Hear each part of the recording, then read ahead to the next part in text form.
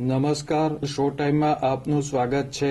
ભાવનગરની જિલ્લા જેલમાં કાચા કામના કેદી સસ્પેન્ડેડ મહિલા પોલીસ કોન્સ્ટેબલની નીલમબાગ પોલીસે જેલમાંથી સિમ કાર્ડ મળી આવવાના કેસમાં ધરપકડ કરી છે।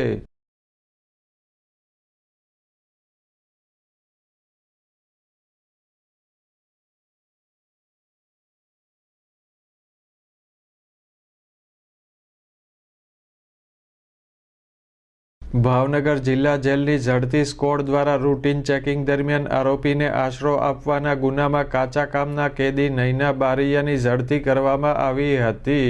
ઝડપી દરમિયાન નૈના બારૈયા પાસેથી મોબાઈલ કંપનીનું સિમ કાર્ડ મળી આવતા તેની વિરુદ્ધ નીલમબાગ પોલીસ મથકમાં ગુનો નોંધાયો હતો।